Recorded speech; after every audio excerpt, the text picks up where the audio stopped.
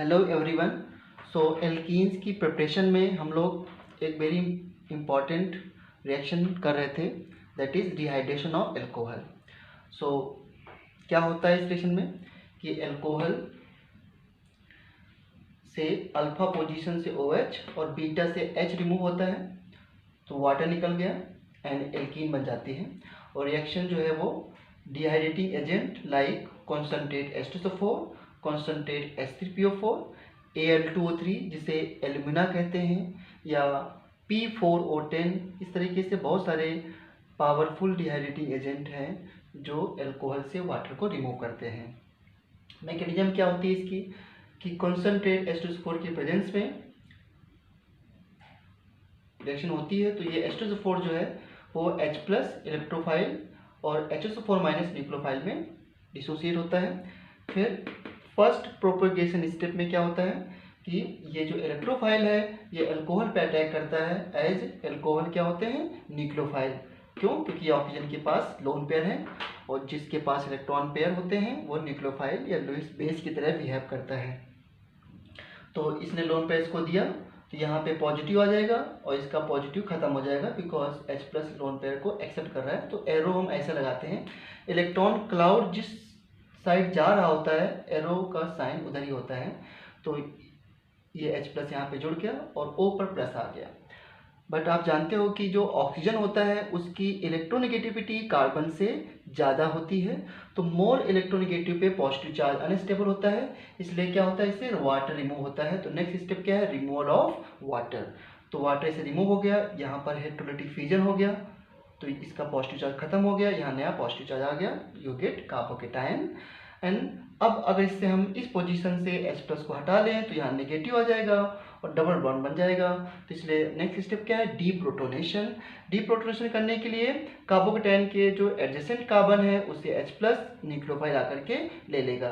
तो जब ये H+ यहाँ से रिसीव करेगा तो ये बॉन्ड ऊपर साइड टूट गया, वो सी पे क्या है, नेगेटिव, नेगेटिव पॉजिटिव क्या मिलकर बना लिया, डबल बॉन्ड। तो इस तरीके से ये डिहाइड्रेशन ऑफ एल्कोहल होता है। अब इसमें हम कुछ अगर क्वेश्चन करें तो मैं आपसे पूछूं कि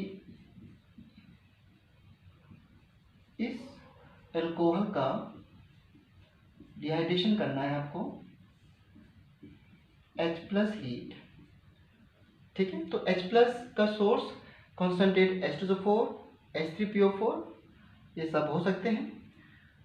तो आपको बार बार इस तरह मैकेनिज्म नहीं लिखना है, बस आपको क्या करना है कि जिस कार्बन पर OH जुड़ा है उस कार्बन पे क्या आ जाएगा, पॉजिटिव चार्ज। तो ये लोन पेयर इस H+ को एक्सेप्ट करेगा, H+ इस ऑक्सीजन के पास आके जुड़ेगा तो बनेगा CH3 CH3 CH OH2+ and CH3, correct. और इसके बाद फिर क्या हो जाएगा, इसमें वाटर रिमूव हो जाएगा। अब डायरेक्टली कार्बोकेटायन बना सकते हो, मैं एक बार अभी इसे वापस से लिख रहा हूँ। सो वाटर निकल गया इस तरीके से, तो इस पर प्लस खत्म हो गया और यहाँ पे न्यू पॉजिटिव चार्ज क्रिएट हो गया, CH3 C CH3 CH3 CH+ and CH, ये कार्बोकेटायन, ठीक है, ओके। अच्छा यहाँ पे ध्यान दो कि ये कार्बोकेटायन बन रहा है, बस यही मेन स्टेप है इसका, इसी को हम लोग RDS स्टेप बोलते हैं, रेट डिटरमाइनिंग स्टेप। यानी कि stability of carbon will decide कि डिहाइड्रेशन कितना फास्ट होगा। अब देखो आपको एक बात पता होनी चाहिए, ये पॉइंट आपने सीखा है कि जब भी किसी ऑर्गेनिक की रिएक्शन मैकेनिज्म में कार्बोकेटायन एज ए इंटरमीडिएट बनता है, दिस इज इंटरमीडिएट, ठीक है। किसी भी रिएक्शन में कार्बोकेटायन जब एज ए इंटरमीडिएट बनता है तो कार्बोकेटायन जो होता है it rearrange into more stable carbocation. ये कार्बोकेटायन आपका 2 डिग्री है, इस साइड एक कार्बन जुड़ा है, एक इस साइड कार्बन से जुड़ा है, तो दिस इज 2 डिग्री कार्बोकेटायन। अब 2 डिग्री कार्बोकेटायन के पास अगर चांस है तो ये अपने आप को मोर स्टेबल करना चाहेगा, मोर स्टेबिलिटी के लिए जाता है। अगर कोई ऐसा केस हो जहाँ पर 2 डिग्री कार्बोकेटायन 3 डिग्री से स्टेबल हो तो फिर 3 डिग्री 2 डिग्री में जा सकता है, ऐसा भी नहीं है। अब आप पूछ सकते हो कि ऐसा कब केस आएगा, तो हम सीखेंगे। तो इस रिएक्शन में क्या है कि 2 डिग्री कार्बोकेटायन बना है, अब अगर चांस है तो it will rearrange into more stable carbocation. अब देखो कैसे होगा, ठीक है। तो ये जो रीअरेंजमेंट होता है, दिस इज 2 डिग्री कार्बोटैन, तो ये जो रीअरेंजमेंट होता है बाई मिथाइल हाइड्राइड या एल्काइल या एराइल शिफ्ट। ठीक है, तो आप क्या करो कि यहाँ से जो CH3 है ये पॉजिटिव चार्ज है, तो ये CH3 as a CH3 minus यहाँ शिफ्ट होता है, और हमेशा ये शिफ्ट एडजेसेंट कार्बन पे होता है। तो ये एज ए CH3 माइनस अगर यहाँ पे आ जाए तो फिर इस कार्बन पे क्या चार्ज आएगा, पॉजिटिव। तो मैं कैसे लिख रहा हूँ, देखो ध्यान से इसको, CH3 C पॉजिटिव, CH यहाँ पे CH3, ये CH3 यहाँ पे आ गया एंड CH3 और ये CH3 है। तो मैं देखो फिर से क्या बोल रहा हूँ कि whenever carbocation form as a intermediate in a reaction mechanism, then it rearrange into more stable carbocation by alkyl shift या हाइड्राइड शिफ्ट। देखो एल्काइल शिफ्ट जब होगा तो alkyl as a minus charge जाके कार्बोटैन पे चला जाएगा। एल्काइल में CH3 माइनस C2H5 माइनस कुछ भी हो सकता है, हाइड्राइड शिफ्ट हो सकता है, और कोई भी एराइल शिफ्ट हो सकता है। एराइल शिफ्ट में यहाँ पर जो है वो कोई R ग्रुप हो सकता है। ठीक है, तो ये शिफ्ट हो सकते हैं, करेक्ट। और कार्बोटैन मोर स्टेबल कार्बोटैन में रीअरेंज हो जाएगा। अब देखो ये कार्बोटैन कैसा है आपका 3 डिग्री। अब देखो यहाँ पर अल्फा हाइड्रोजन काउंट करो, इस कार्बोटैन पे कितने अल्फा हाइड्रोजन है, 3 अल्फा इधर है और इधर 0 है, टोटल 3 अल्फा है। जब ये इसमें रीअरेंज हुआ तो यहाँ पे 3 अल्फा है और यहाँ पे 3 अल्फा है, और इसके पास 1 अल्फा है, तो टोटल कितने अल्फा हो गए, 7 अल्फा। ठीक है, अब इसके बाद याद करो लास्ट स्टेप क्या होता है, डीप्रोटोनेशन। तो डीप्रोटोनेशन के लिए आपको एल्कीन की स्टेबिलिटी को ध्यान रखना चाहिए कि एल्कीन की स्टेबिलिटी भी डिपेंड करती है नंबर ऑफ अल्फा हाइड्रोजन पे, मैंने इसको बताया है। तो देखो इसके बाद डीप्रोटोनेशन के लिए ये H+ निकल के जाएगा। सब मेजर प्रोडक्ट के लिए, माइनर प्रोडक्ट बनाना है तो आपको यहाँ से भी H जा सकता है। तो मेजर प्रोडक्ट जो है वो इस H+ को निकाल दो, कौन लेगा इसको, न्यूक्लियोफाइल। तो सारे वही स्टेप कर रहे हैं हम लोग, तो क्या बनेगा CH3 C CH3, और यहाँ पे नेगेटिव आ गया, न्यूक्लियोफाइल ने इस H+ को ले लिया। ठीक है, तो यहाँ पे C नेगेटिव चार्ज आ गया और ये बन गया डबल बॉन्ड C CH3 और CH3, very stable alkene, this is the major product. ठीक है, तो आपको कार्बोटैन बनाना है, और अगर रीअरेंज हो सकता है कार्बोटैन तो उसको रीअरेंज भी करना है into more stable carbocation by alkyl hydride और एराइल शिफ्ट। ठीक है, तो अब हम लोग नेक्स्ट क्वेश्चन लेते हैं। ये नेक्स्ट क्वेश्चन है, इस कंपाउंड का करना है डिहाइड्रेशन। H+ हीट का मतलब डिहाइड्रेशन ही होता है। तो क्या करोगे, इस ये लोन पेयर इसको देगा और फिर यहाँ से क्या रिमूव हो जाएगा, वाटर। तो आप मैं डायरेक्टली लिख रहा हूँ यहाँ पे CH3 CH CH3 CH plus and CH3, और इसके बाद ये 2 डिग्री कार्बोटैन है, इसमें अभी कितने अल्फा हाइड्रोजन है, 3 + 1 टोटल 4 अल्फा हाइड्रोजन है। ठीक है, तो ये इससे स्टेबल कार्बोटैन में रीअरेंज हो सकता है। तो कैसे रीअरेंज होगा, बाय हाइड्राइड शिफ्ट। तो आप इसको ऐसे लिख सकते हो H शिफ्ट। ठीक है, H- शिफ्ट। ठीक है, सो क्या होगा, H- यहाँ पे आ गया और इस पे क्या क्रिएट हो गया, पॉजिटिव चार्ज। तो बन जाएगा CH3 C plus CH H CH3 and CH3, correct, sorry CH3। And इसके बाद डीप्रोटोनेशन। तो डीप्रोटोनेशन कराने के लिए आप इसी H को रिमूव कर दीजिए, तो यहाँ से H चला गया और क्या मिलेगा आपको product, CH3 C CH3 minus H+ कर रहा हूँ मैं। अब डीप्रोटोनेशन, न्यूक्लियोफाइल ले जाएगा इसको, double bond CH and CH3। ठीक है, ये आपका मेजर प्रोडक्ट है।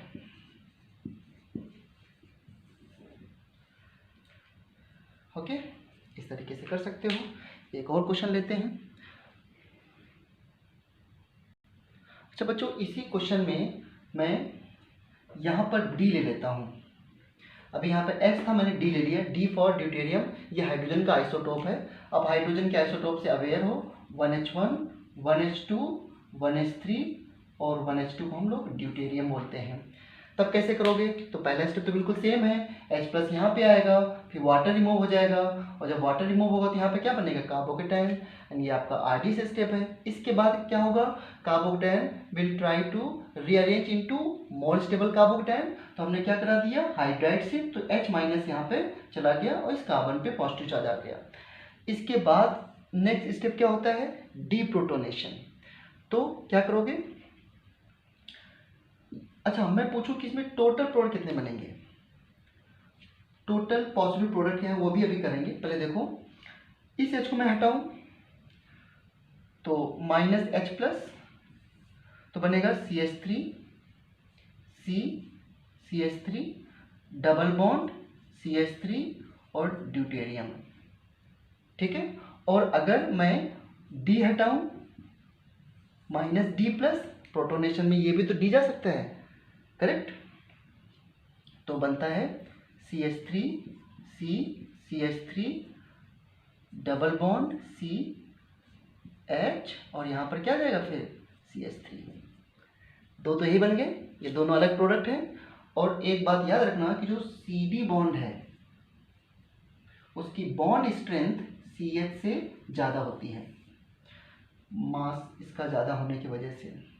तो अगर दोनों में रिमूव करना हो, अगर मैं पूछूं कि मेन प्रोडक्ट किससे बनेगा? CH बॉन्ड को रिमूव होके, CD बॉन्ड को रिमूव होके, तो you will say CH bond को रिमूव होके, बिकॉज CH बॉन्ड थोड़ा सा वीकर होता है देन CD बॉन्ड, ठीक है। एक तो ये हो गया। अब इसमें अगर मैं आपसे पूछूं इसी रिएक्शन में कि टोटल कितने एल्कीन्स पॉसिबल हैं?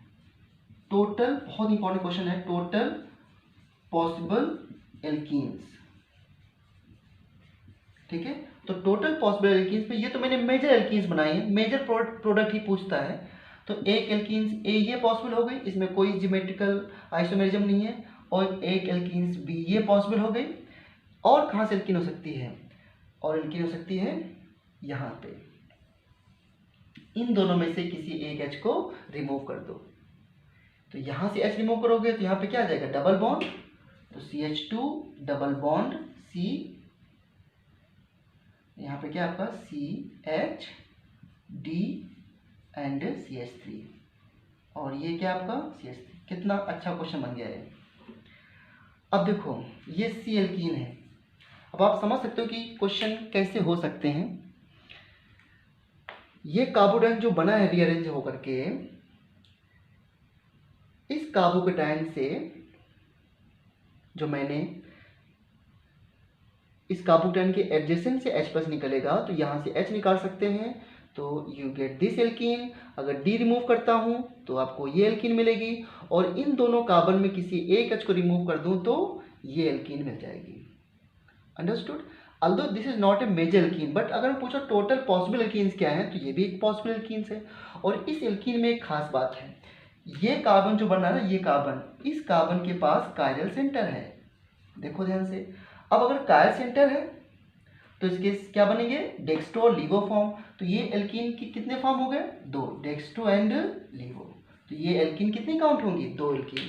क्यों कायरल सेंटर है? क्योंकि एक ग्रुप D है, एक ग्रुप CH3 है, एक ग्रुप H है, और एक पूरा इतना सारा ग्रुप है, ठीक है। तो कितनी एल्कीन्स पॉसिबल है? 4, 1 2 3 4। लेकिन ध्यान रखना, क्वेश्चन में 4 तभी पॉसिबल है जब मैं इसको ऐसे बोलूं, how many alkenes possible in more from more stable carbocation. तो मोर स्टेबल कार्बोकेटायन जो है वो 3 डिग्री है, इसमें हम 3 हाइड्रोजन को रिमूव कर सकते हैं, सॉरी 2 हाइड्रोजन और एक D को रिमूव करके प्रो बना सकते हैं। तो टोटल एल्कीन कितनी होंगी इंक्लूडिंग स्टीरियोकेमिस्ट्री? 1 2 और ये 2 4। अगर स्टीरियोकेमिस्ट्री ना देखें तो 3 प्रोडक्ट आएंगे। ये हो गया। तो this is a very good question. अच्छा, एक क्वेश्चन मैं यहाँ पे ये लेता हूँ कि आप हमेशा ये मत सोचना कि कार्बोकेटायन हमेशा 2 डिग्री से 3 डिग्री ही अरेंज होता है।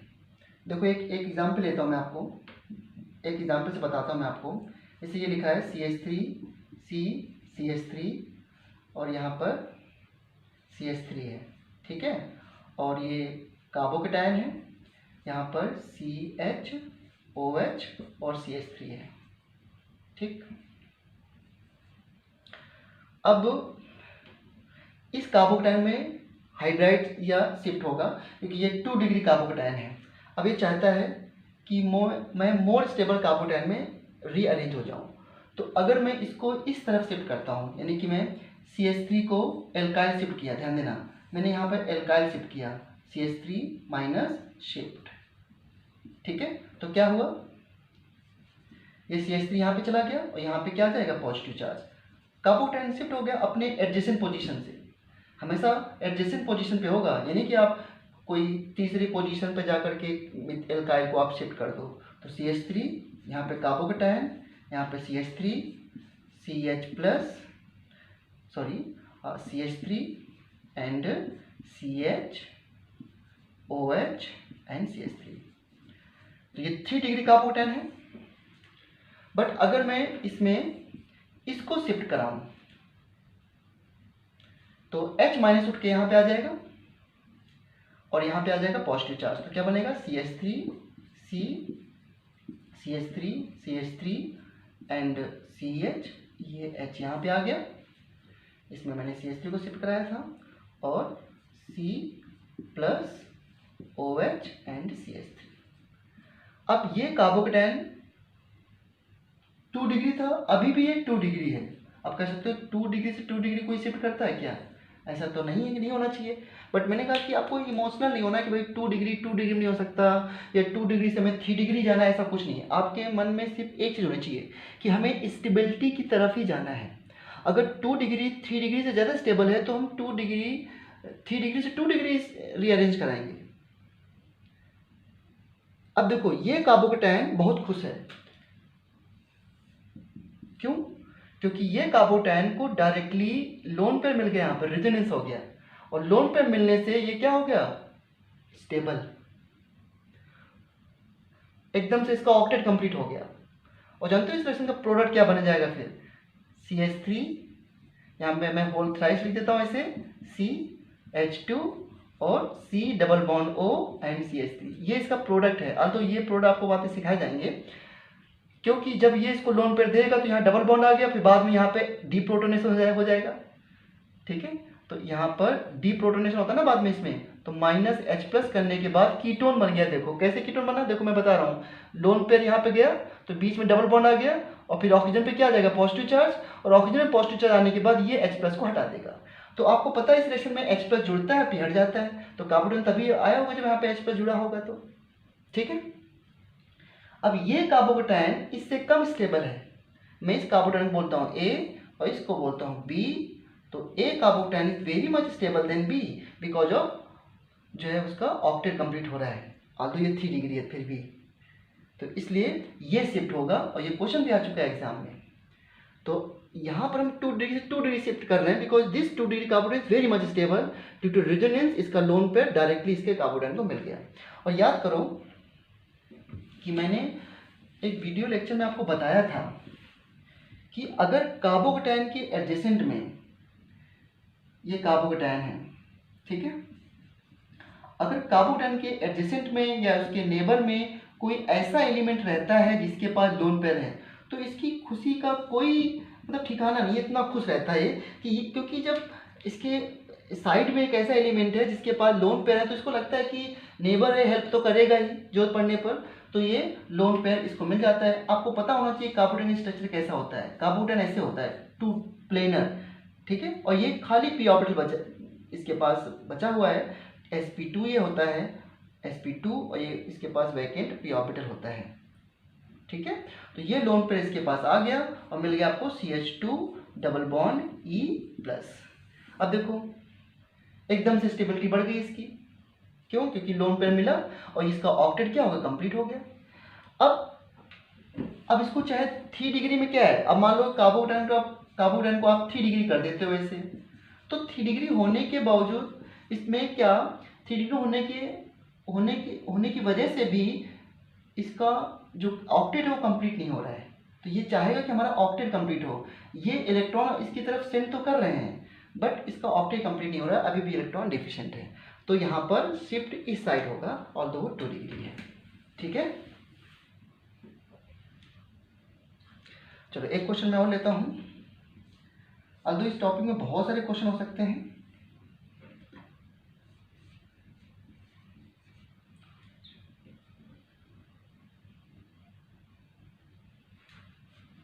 And this H plus heat.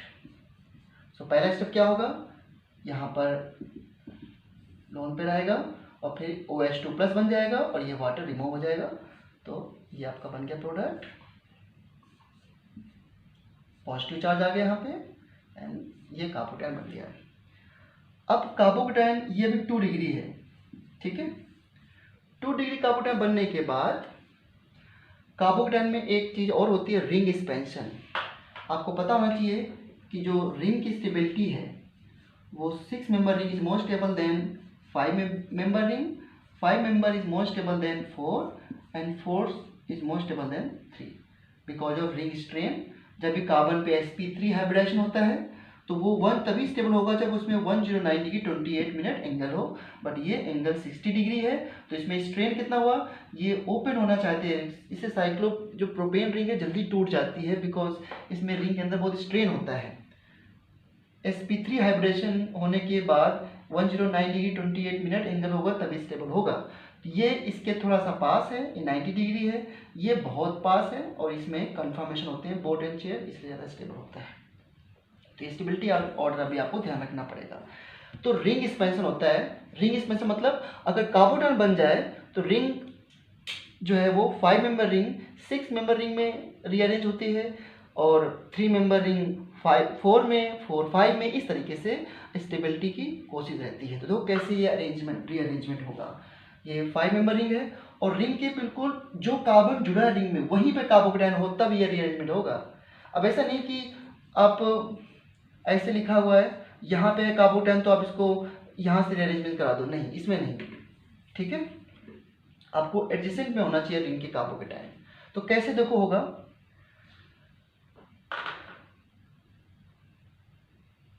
देखो बच्चों थोड़ा सा ध्यान देना है यहाँ पे, है ना। अब इस कार्बन को इस रिंग के अंदर लेके आना है, 5 मेंबर रिंग को 6 मेंबर रिंग बनाना है। तो आप देखो ध्यान से, अगर इस कार्बोकैटायन के यहाँ पर आप नेगेटिव बना दो तो डबल बॉन्ड आ जाएगा, यानी कि यहाँ तो नेगेटिव नहीं बनाना है। ठीक है, तो देखो कैसे क्या करो, इस बॉन्ड को तोड़ के, ध्यान देना, इस बॉन्ड को तोड़ दिया हमने और यहाँ नेगेटिव नहीं बना सकते क्योंकि डबल बॉन्ड आ जाएगा। तो यहाँ बना दो पॉजिटिव, सॉरी यहाँ बना दो नेगेटिव, यहाँ पॉजिटिव, यानी कि इस बॉन्ड को तोड़ करके इसको यहाँ से जोड़ दो ऐसे, और फिर यहाँ पॉजिटिव रह जाएगा। तो क्या किया मैंने, ध्यान देना, इस बॉन्ड को, ये बॉन्ड है, इसको यहाँ से उठा करके यहाँ शिफ्ट कर दिया। यानी ध्यान देना, इस बॉन्ड को मैंने ऐसे ब्रेक किया और ब्रेक करने के बाद इस बॉन्ड को मैंने यहाँ से जोड़ दिया। Correct.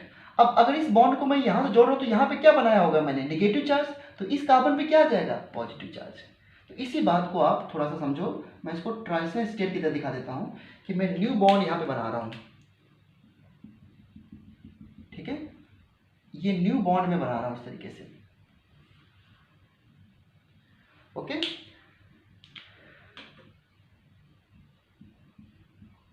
New bond is making, और ये बॉन्ड क्या हो रहा है, ब्रेक हो रहा है, बॉन्ड ब्रेक हो रहा है, ये बॉन्ड फॉर्म हो रहा है। तो अब ये जब बॉन्ड फॉर्म होगा तो यहाँ का पॉजिटिव एलिमिनेट होगा। अब ये पॉजिटिव मैं यहाँ कहाँ पे शिफ्ट करूंगा, इस कार्बन पे। ठीक है, तो मैंने क्या बोला कि अगर मैं इसको ऐसे तोड़ता हूँ, यहाँ नेगेटिव यहाँ पॉजिटिव बनाता हूँ तो ये डबल बॉन्ड बन जाएगा, लेकिन हम रिंग एक्सपेंशन कर रहे हैं। तो देखो क्या हुआ,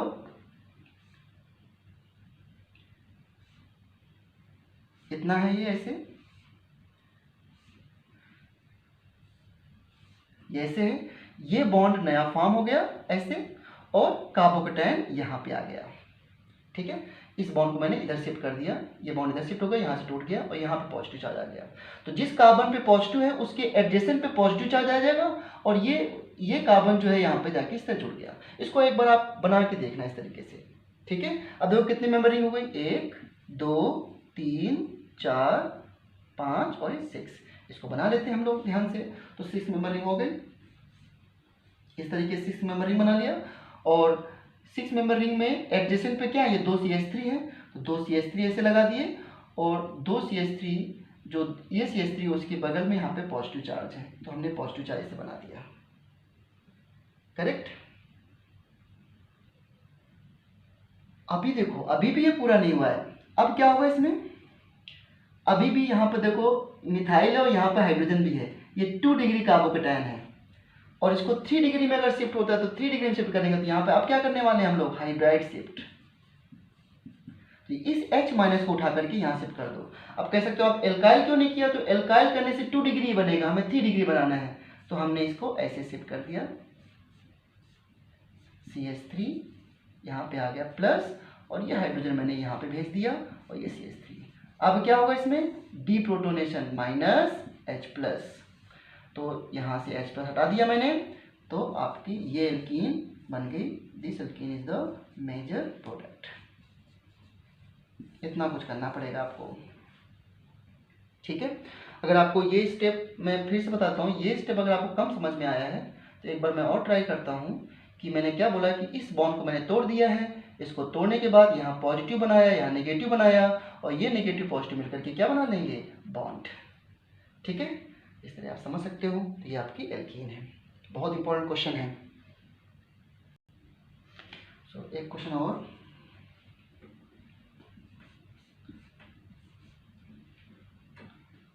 OH CH3 और यहाँ पे क्या है, PH। Correct. H plus heat, जब H प्लस हीट करेंगे तो आपको पता है यहाँ क्या बन जाएगा, कार्बोकेटायन। दिस इज कार्बोकेटायन, यहाँ पे लोन पर अटैक हुआ, यहाँ पे कार्बोकेटायन आ गया and you get this product PH। Okay, और अगेन अब इसके बाद देखो यहाँ पे फिनाइल है, यहाँ पे मिथाइल है, क्या करोगे अब आप, और फिनाइल और मिथाइल दोनों शिफ्ट हो सकते हैं। तो आप किसी एक को शिफ्ट करा लीजिए। वैसे मैं आपको बताऊं कि मिथाइल फिनाइल का शिफ्टिंग पावर मिथाइल से ज़्यादा होता है एक्सपेरिमेंटली, बट यहाँ पर आप दोनों में से किसी को भी कराओगे तो प्रोडक्ट सेम बनना है। तो लेटेस्ट मैंने अगर मिथाइल को मैंने करा दिया तो CH3 माइनस यहाँ पे आ गया, तो CH3 एंड PH यहाँ पे आ गया पॉजिटिव चार्ज, और फिर आप क्या कर दो यहाँ पे डीप्रोटोनेशन माइनस H प्लस, सो आपका ये एल्कीन बन गया CH3 and PH। Very much stable alkene, because ये एल्कीन जो है इसके साथ क्या है, कॉन्जुगेशन में, यहाँ पे बेंजीन है ना, बेंजीन के साथ कॉन्जुगेशन में डबल सिंगल डबल, तो वेरी स्टेबल एल्कीन। ठीक है, तो ऑन दिस टॉपिक पे क्वेश्चन इतने हैं कि अभी इसमें 1-2 घंटे का वीडियो और बन सकता है, बट आप इसमें एक तो क्वेश्चन ट्राई करना। एक बड़ा इंटरेस्टिंग क्वेश्चन है, देखते हैं कि कौन इसका आंसर मुझे बताएगा। डबल बॉन्ड एंड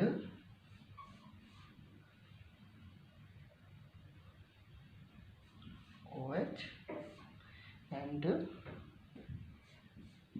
इस कंपाउंड का किया गया डिहाइड्रेशन H3PO4 के साथ हीट किया गया, इसका आंसर बताना। और एक क्वेश्चन जो मैंने पहले बता दिया था, मैं चाहता हूँ कि ये क्वेश्चन आपसे कभी गलत ना हो, इसलिए जरा आप लोग इन 2 कंपाउंड में इसमें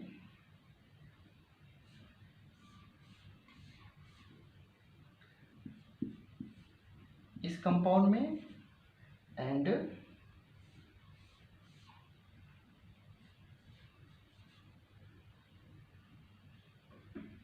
इस कंपाउंड में, इन 3 में से A, B, C में रेट ऑफ डिहाइड्रेशन बताना, रेट ऑफ डिहाइड्रेशन।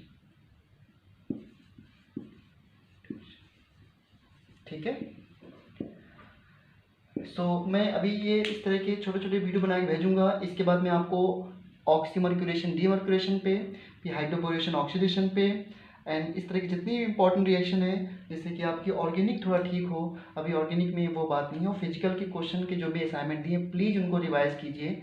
जो कर चुके हैं अभी लोग, आप क्वेश्चन कम पूछते हो मेरे से, उसमें रिवाइज करो, पूछो डाउट। केमिकल काइनेटिक्स का दूसरा असाइनमेंट जो दिया है उसको प्लीज़ सभी लोग रिवाइज कीजिए।